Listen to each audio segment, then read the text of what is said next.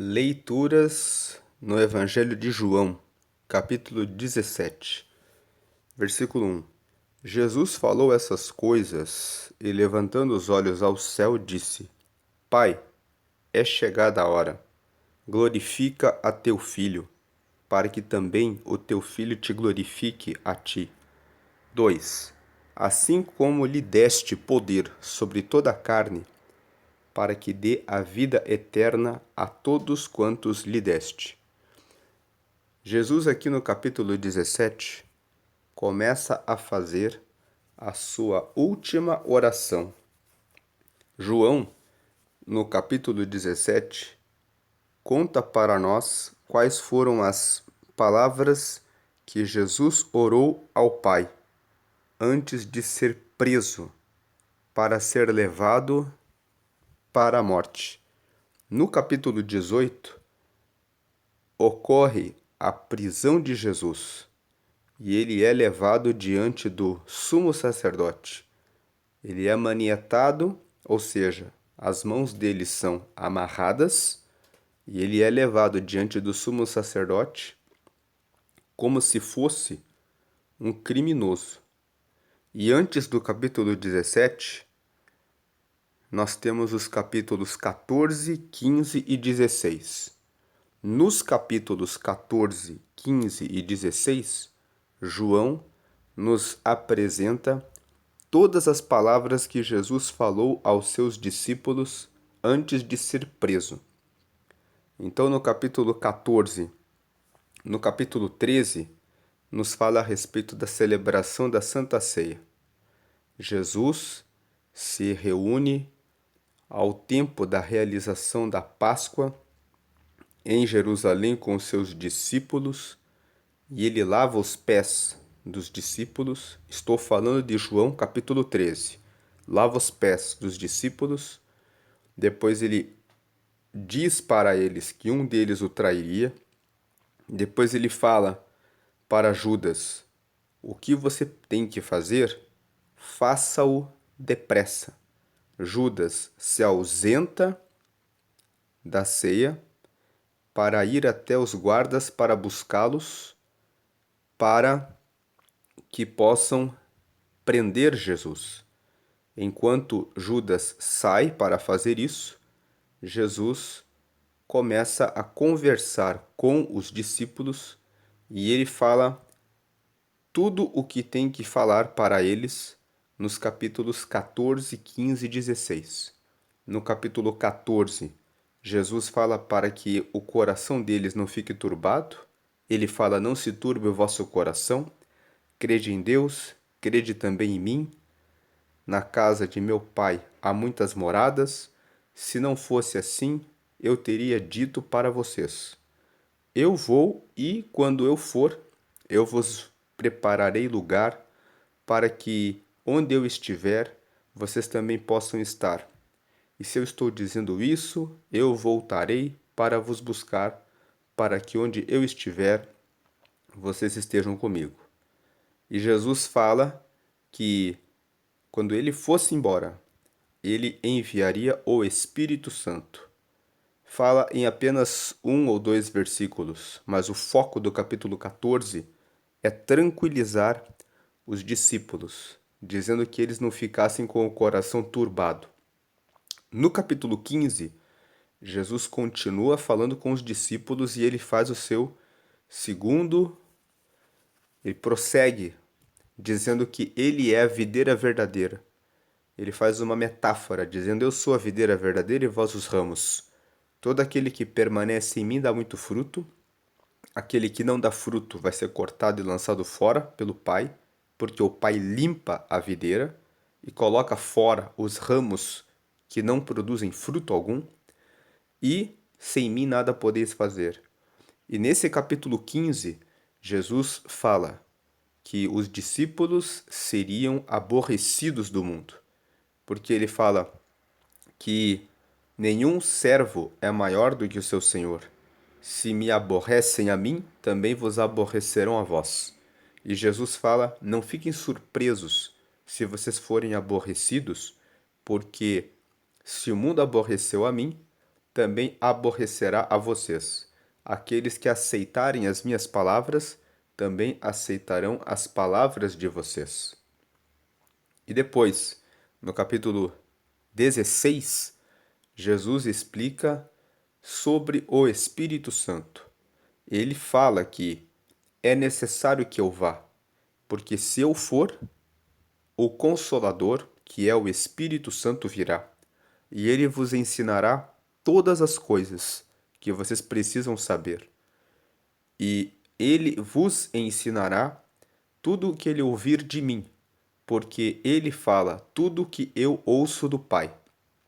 E ele diz: o Espírito Santo convence do pecado, da justiça e do juízo. Convence do pecado porque ele mostra para as pessoas que precisam crer em Jesus. O pecado da humanidade está em não acreditar que Jesus é o Filho de Deus e que por meio dele há salvação. Jesus já havia dito isso para Nicodemos no capítulo 3. Ele convence da justiça porque a justiça de Deus exige que recebamos a Jesus como Salvador da nossa vida para que possamos chegar até Deus justificados. Deus, ele recebe todos aqueles que aceitam a Jesus. Quando nós estamos em Cristo, nós podemos ter acesso livre ao Pai. Paulo vai falar sobre isso na carta que escreveu para a igreja de Roma. Para os romanos, Paulo escreveu no capítulo 8 que, por meio de Cristo, nós recebemos a adoção de filhos e podemos dizer Abba Pai. Isso está em Romanos capítulo 8, versículo 15. E não recebemos mais o espírito de escravidão, mas o espírito de adoção de filhos, pelo qual clamamos Abba Pai. E Abba Pai significa papaizinho. Temos intimidade com Deus quando recebemos a Jesus. E depois em Romanos 8,16, Paulo vai dizer assim: e o mesmo Espírito testifica com o nosso espírito que somos filhos de Deus. Ou seja, quando nós recebemos o Espírito Santo confirma em nós que nós estamos em Deus. E ele vai dizer no versículo 17, Romanos 8, 15, 16 e o 17, ele vai dizer assim: e por meio do Espírito, por meio de Cristo, nós nos tornamos co-herdeiros com Cristo. Ou seja, assim como Cristo é herdeiro de Deus e recebe o reino de Deus, nós também recebemos como co-herdeiros. Somos herdeiros ao lado de Jesus, juntamente com Jesus, do reino dos céus. Então, Jesus fala sobre isso em João, no capítulo 16. Ele fala: não se preocupem, vocês vão receber o Espírito Santo, e o Espírito Santo vai convencer os homens do pecado, da justiça e do juízo. Do juízo, porque o príncipe dessa terra já está condenado. Quando Jesus morreu, Jesus inaugurou o tempo da graça. Todas as pessoas, depois da morte de Jesus, podem acessar a Deus, recebendo a Jesus, e o inimigo, que é Satanás, que é o nosso adversário, que é o diabo, que anda na terra para perverter as nações, para corromper as pessoas, para que vivam no pecado, foi decretado o seu juízo. Ele está condenado ao lago de fogo. A partir do momento em que Jesus morreu, Jesus decretou isso. Agora começou a contagem do tempo de Satanás ser lançado no lago de fogo. Nós estamos vivendo esse tempo da graça, em que toda pessoa que recebe a Jesus e que se batiza nas águas e que renuncia ao pecado e crê em Jesus e anda na justificação de Jesus, ou seja, ele recebe ou ele o entendimento contra o pecado, ele recebe a justiça e ele entende que Satanás é o seu adversário e faz o oposto do que Satanás ensina, herda o reino de Deus.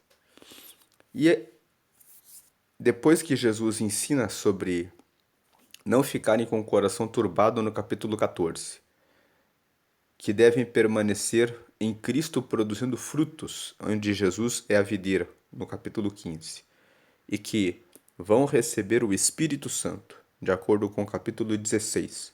E essa promessa se cumpre em Atos dos Apóstolos, no capítulo 2.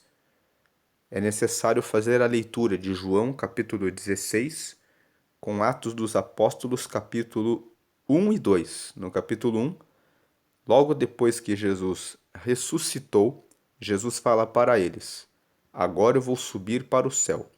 Capítulo 1 de Atos dos Apóstolos mostra Jesus na sua ascensão, ele voltando para o céu.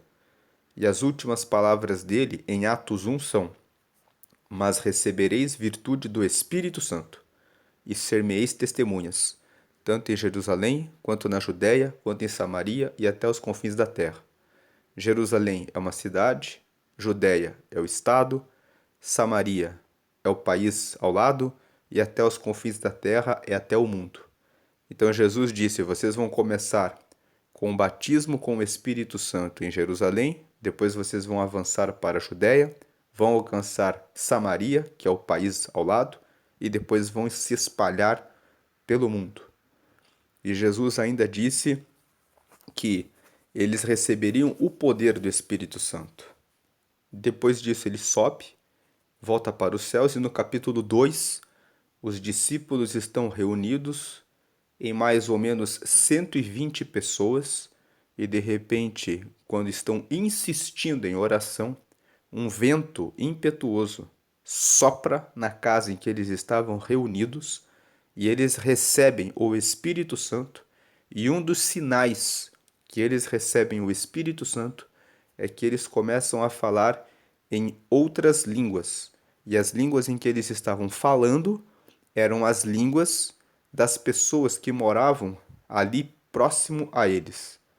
O texto de Atos 2 nos fala que existiam partos, medos, elamitas e muitas pessoas de várias nações.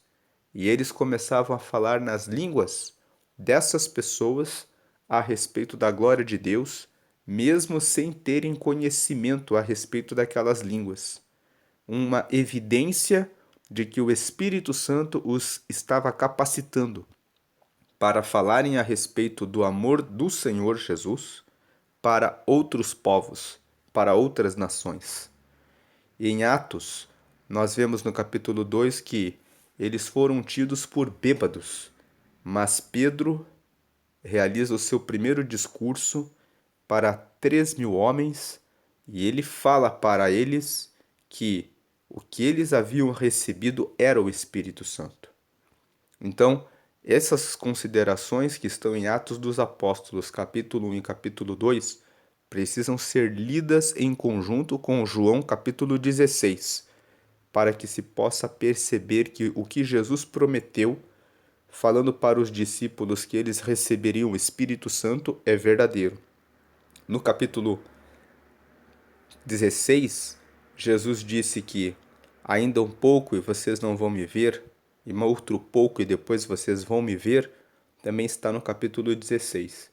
Jesus está falando ali que ele morreria e depois reapareceria. E aqui, depois que Jesus fala tudo isso, antes de Jesus ser preso, nós chegamos no capítulo 17. E aqui no capítulo 17, Jesus falou essas coisas, é isso que ele está dizendo aqui. Quando nós lemos o versículo 1, Jesus falou essas coisas. Essas coisas é o que ele falou nos capítulos 14, 15 e 16 para os seus discípulos, logo depois da ceia. E levantando os olhos ao céu, disse: Pai, é chegada a hora. Agora Jesus está se preparando para ser levado. Porque no capítulo 18, João vai contar a respeito da sua prisão. Glorifica a teu filho, para que também o teu filho te glorifique a ti. Então ele está pedindo a Deus que, primeiro, dê glória a ele. Como que Deus derrama a glória dele sobre Jesus no momento da crucificação? A glória de Deus se revela em Jesus, em que Jesus carrega a sua cruz, ele sofre os seus açoites, ele permanece como um cordeiro mudo, ele não abre a sua boca para dizer uma palavra, e ele é injustamente condenado. E isso faz com que Cristo carregue uma glória, que Jesus carregue uma glória que permite que se reconheça que ele é o Cristo.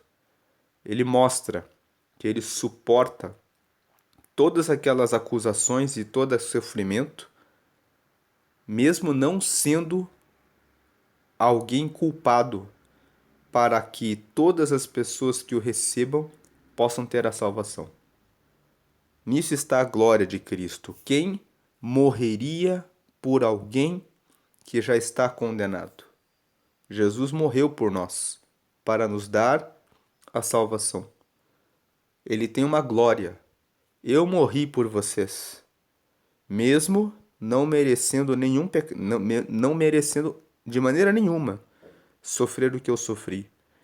A morte e o sofrimento que estava marcado para cada um de nós, ele carregou na cruz para nos trazer a salvação. Ele carrega essa glória. E é por isso que ele é digno de toda a honra, louvor e exaltação. E Paulo vai escrever em Filipenses, no capítulo 2, que porque ele não usurpou ser igual a Deus, mas ele aceitou descer do céu e ser encarnado, sofrendo uma humilhação, porque é uma humilhação você ser o filho de Deus e assumir a forma humana. E ainda nessa condição de humilhação, ele se humilhou mais uma vez, aceitando morrer como se fosse um condenado na terra, para morrer a morte de cruz. Pelo que Deus o exaltou de maneira soberana, por ele ter feito isso, e o colocou à sua destra, para que todo nome, toda língua, toda tribo, toda nação venha honrar e glorificar o nome de Jesus. Então Paulo vai falar isso. E agora Jesus está pedindo isso ao Pai. Glorifica teu filho, que eu possa fazer tudo para receber a glória que o Senhor reservou para mim. Ele morreria, mas depois ele subiria aos céus. E hoje ele está sentado à direita de Deus até a eternidade, para todo sempre. Amém. E ele intercede por nós para que nós recebamos o perdão dos pecados, como está escrito em 1 João, no capítulo 2. 1 João, capítulo 2 está escrito que se nós pecarmos, nós temos um advogado junto do Pai, que é Jesus. Ele é o nosso advogado. Ele nos justifica dos pecados. E hoje ele é o advogado de todos nós, que somos pecadores. Ele tem essa glória de ser o nosso advogado. Ele é o nosso Senhor, é o nosso Salvador, é o nosso advogado. Glorifica teu filho para que também o teu filho te glorifique a ti. E Jesus fala isso porque quando nós recebemos a Jesus, nós somos filhos de Deus. E Deus passa a ter novos filhos e passa a ser um pai que tem o seu rebanho crescente. Então, Jesus pede: glorifica o teu filho, para que o teu filho glorifique a ti. Todos os que receberem a Jesus vão estar com Deus, e o reino de Deus cresce por meio de Cristo. E assim o Deus Pai recebe glória, porque aumenta-se o número de filhos dele. Agora 2. Assim como lhe deste poder sobre toda a carne, ou seja, da mesma forma como o Senhor deu poder sobre toda a carne para ele, para que dê a vida eterna a todos quantos lhe deste. Versículo 3. E a vida eterna é esta, que conheçam a ti só por único Deus verdadeiro e a Jesus Cristo a quem enviaste. Veja que aqui no versículo 3 de João 17, Jesus fala que a vida eterna corresponde a duas coisas: saber que só existe um Deus verdadeiro, só o Deus de Israel, que ele é o Deus que criou os céus e que criou a terra, e ele estabeleceu um pacto com a nação de Israel, porque a nação de Israel é descendente de Abraão. E Deus disse em Gênesis, ali no capítulo 12, que Deus daria uma descendência para Abraão no meio de toda a terra que estava em perdição e que da descendência de Abraão viria a salvação. Então, Jesus, ele veio da descendência de Abraão. Leia Mateus capítulo 1. Você verá a genealogia de Jesus e que ele é descendente de Abraão porque José, embora não tenha sido seu pai biológico, porque Jesus foi concebido do Espírito Santo, ele ficou sendo filho de José, que era da linhagem de Abraão e da linhagem do rei Davi. Versículo 4: Eu glorifiquei-te na terra, tendo consumado a obra que me deste a fazer. Ele está falando, eu glorifiquei a Deus. Por que Jesus fala que ele glorificou a Deus? Porque ele fez as obras, os milagres, para que as pessoas pudessem receber a Deus. Então Jesus está falando, eu fiz a minha parte. 5. E agora glorifica-me tu, ó Pai, junto de ti mesmo, com aquela glória que tinha contigo antes que o mundo existisse. Veja que Jesus está aqui confirmando, João fala a respeito de Jesus, conversando com Deus, dizendo ele já tinha uma glória. Lá no capítulo 1 do Evangelho de João, João fala que no princípio era o Verbo, e o Verbo era Deus, e o Verbo estava com Deus. E nada do que foi feito se fez sem ele. O objetivo de João, quando escreve o seu Evangelho sobre a boa notícia que é Jesus, é revelar que Jesus verdadeiramente é o Filho de Deus e que ele realmente é Deus. E quando João conta sobre essa oração última que Jesus estava fazendo antes de ser crucificado, ele nos mostra que Jesus estava dizendo, eu já tinha uma glória, eu estava no céu aí, agora me glorifica, me coloca de volta no lugar em que eu já estava.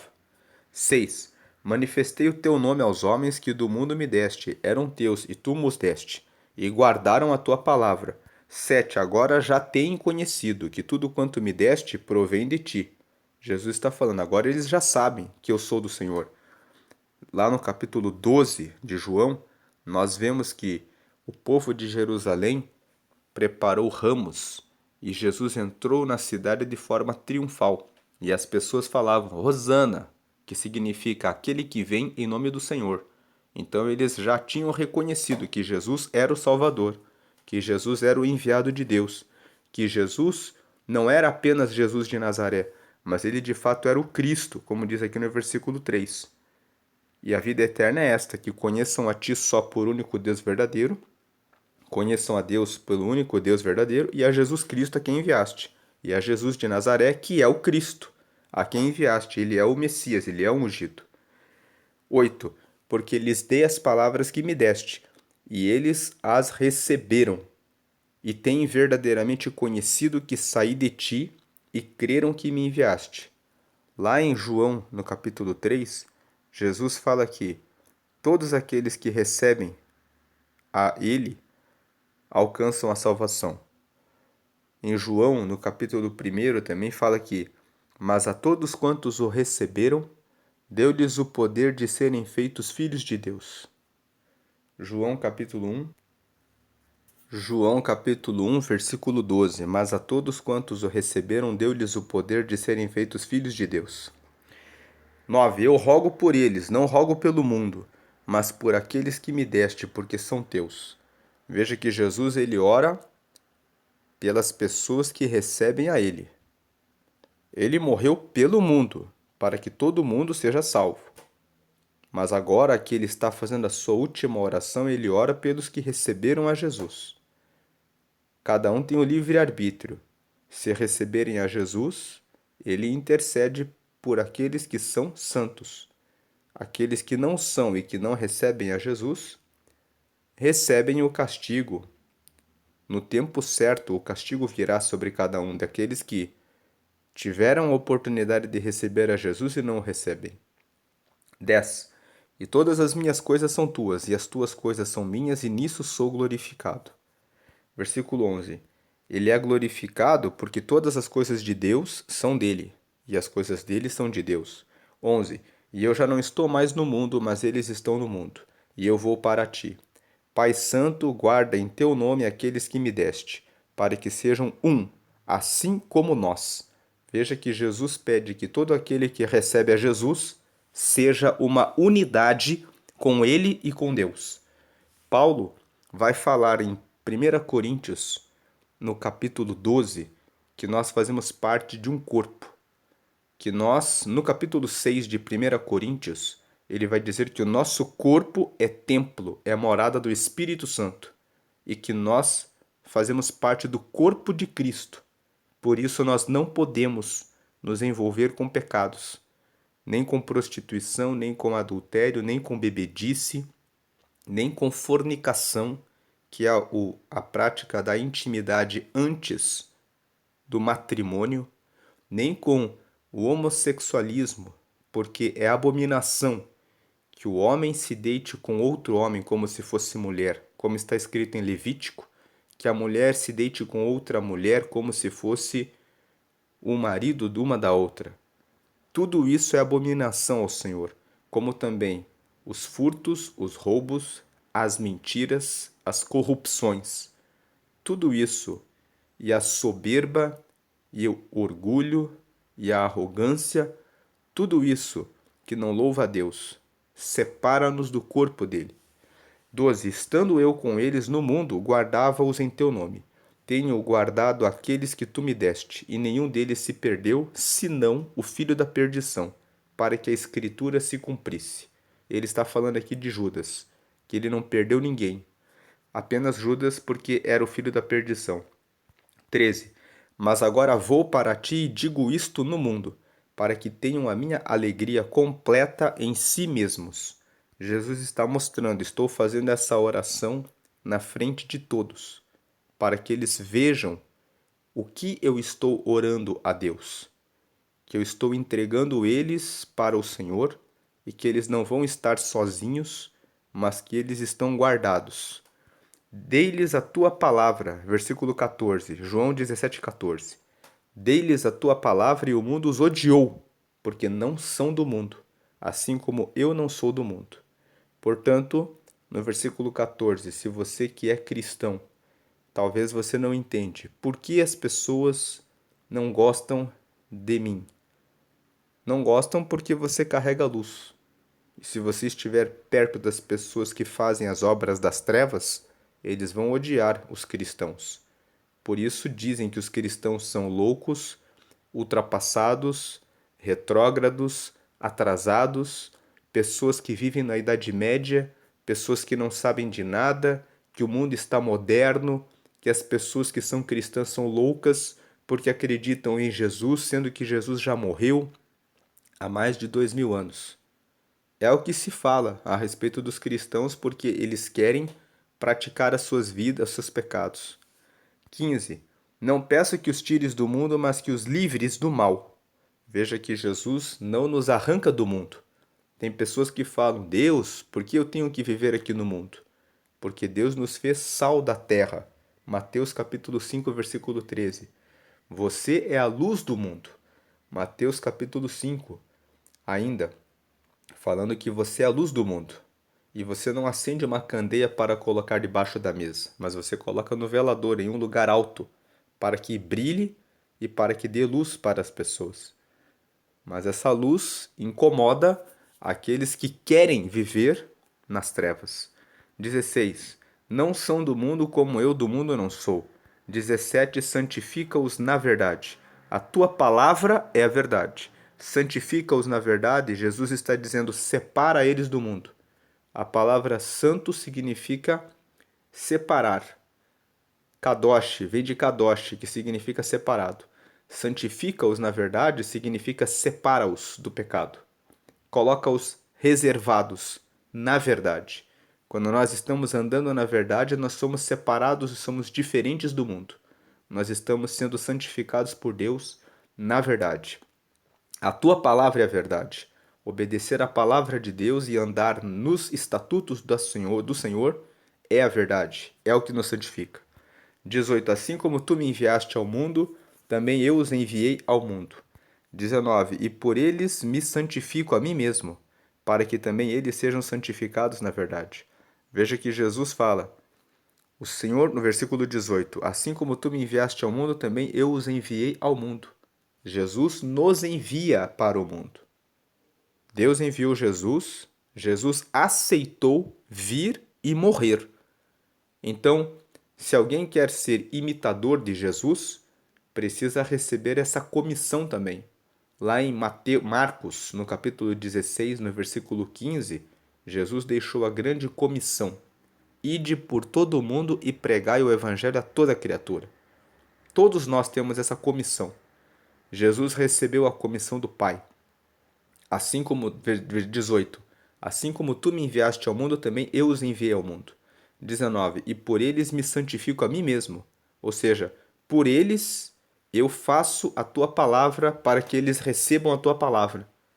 Então nós também, pelas almas que estão morrendo, precisamos nos santificar e nos purificar para sermos exemplo para que as pessoas do mundo possam se salvar. Precisamos perdoá-las para que elas possam ver o perdão e também receberem a Jesus, assim como Jesus perdoou Pedro quando lhe negou, para mostrar que ele realmente era o Filho de Deus e firmar Pedro na sua palavra. E tantos outros. Então, e por eles me santifico a mim mesmo. Jesus está dizendo, eu faço um sacrifício por eles, para que eles recebam a salvação, para que também eles sejam santificados na verdade. E tem pessoas que não querem pagar o preço da comissão, que é muitas vezes renunciar ao pecado para poderem ser exemplo e luz para que outros se salvem. 20. Eu não rogo somente por estes, mas também por aqueles que pela sua palavra hão de crer em mim. Jesus estava orando já pelo futuro, sobre todos os povos, línguas, tribos e nações. Versículo 21. Para que todos sejam um, como tu, ó Pai, o és em mim, e eu em ti, que também eles sejam um em nós, para que o mundo creia que tu me enviaste. O que Jesus está pedindo, que todos nós sejamos um com Ele, é porque se nós estamos em Cristo e com Deus, nós recebemos os poderes que Ele tem para obedecer a palavra e realizar grandes obras que fazem com que as pessoas vejam que somos de Deus. Versículo 22. E eu dei-lhes a glória que a mim me deste, para que sejam um, como nós somos um. Veja que nesse capítulo 17, esse é o capítulo principal que dá a noção de que Jesus e Deus formam um corpo e que todos os que estamos reunidos com Cristo sejamos corpo nele. Ele pede isso para Deus, que assim como eu e tu somos um, que aqueles que vierem sejam um conosco. 23.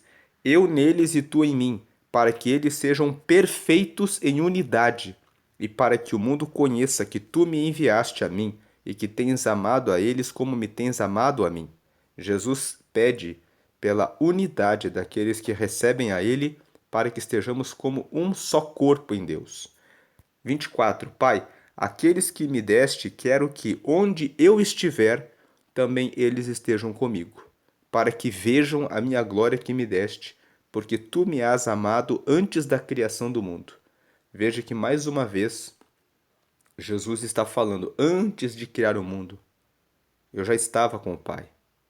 25. Pai justo, o mundo não te conheceu, mas eu te conheci, e estes conheceram que tu me enviaste a mim. 26. E eu lhes fiz conhecer o teu nome, e lhe o farei conhecer mais, para que o amor com que me tens amado esteja neles e eu neles esteja. Então, aqui no versículo 26, quando ele fala, eu lhes fiz conhecer o teu nome, Jesus está falando todas as obras que foram feitas, todas as palavras que foram ensinadas até aqui, mostraram que eu fui enviado pelo Senhor a eles. Mas eu farei eles conhecerem mais. O que Jesus está dizendo aqui é que, no capítulo 18, ele seria capturado, no 19, ele seria condenado e mas depois ele ressuscitaria. Nos capítulos 20 e 21, que terminam o Evangelho de João, vai existir o registro de que ele ressuscitou e ele pôde se alimentar com eles novamente, mostrando que ele realmente era Deus, e depois ele poderá subir aos céus, como está escrito em Atos dos Apóstolos no capítulo 1, e no capítulo 2, eles receberam o Espírito Santo. O Senhor está dizendo: eu os fiz conhecer o teu nome e farei eles conhecerem ainda mais, até completar tudo. E o Senhor, quando fala os farei conhecer ainda mais, até os dias de hoje, ele, quando se revela para nós pela ação do Espírito Santo, quando nós estamos aqui comentando esses textos de João, nós estamos recebendo o que, senão o conhecimento de Jesus? Isso é a manifestação de Jesus, ensinando-nos a conhecer o que nos leva a amar a Deus e a estar com Ele. Então Jesus ele se manifesta todos os dias, pelos séculos dos séculos, pelo mover do Espírito Santo em nós, nos fazendo conhecer a verdade e nos dando força para largarmos e sairmos do pecado e andarmos na, no, na justiça dele, recebendo o reino dele e realizando a comissão que ele nos deixou, de sermos sal e luz no mundo. Esse é, portanto, o capítulo 17. Jesus faz a sua oração final. E logo no capítulo 18, nós vemos no versículo 1: tendo Jesus dito isso, saiu com seus discípulos para além do ribeiro de Cedron, onde havia um horto, no qual ele entrou com seus discípulos. 2. E Judas, que o traía, também conhecia aquele lugar, porque Jesus muitas vezes se juntava ali com seus discípulos. 3. Tendo, pois, Judas recebido a corte e oficiais dos principais sacerdotes e fariseus, veio para ali com lanternas e archotes e armas. 4. Sabendo, pois, Jesus todas as coisas que sobre ele haviam de vir, adiantou-se e disse-lhes: a quem buscais? 5. Responderam-lhe: a Jesus o Nazareno. Vemos, portanto, que Jesus era chamado de Nazareno. Ele foi considerado Cristo porque Cristo vem do grego Christos, que significa ungido. Jesus ele foi reconhecido como o Messias, como o ungido de Deus, aquele que havia de vir pelas obras que ele realizou e por tudo que aconteceu na sua morte. Mas ele, quando foi buscado, ele sempre era considerado Jesus o Nazareno, que era o nome dele. As pessoas naquela época eram chamadas pelo nome e pela cidade de onde haviam crescido. Jesus cresceu em Nazaré. Então o nome dele ele era conhecido como Jesus o Nazareno. E disse-lhes: Jesus sou eu, e Judas que o traía estava também com eles. 6. Quando pois lhes disse sou eu, recuaram e caíram por terra. Não vamos ler aqui o capítulo 18, eu li aqui apenas esses primeiros versículos para mostrar que logo depois que Jesus faz a oração do capítulo 17, ele é preso. Vamos abrir um outro vídeo para falar apenas do capítulo 18. A meditação de hoje termina aqui, porque era para tratarmos do capítulo 17, que fala sobre a última oração feita por Jesus antes da sua prisão para a crucificação. A graça e a paz de Cristo hoje e sempre. Amém.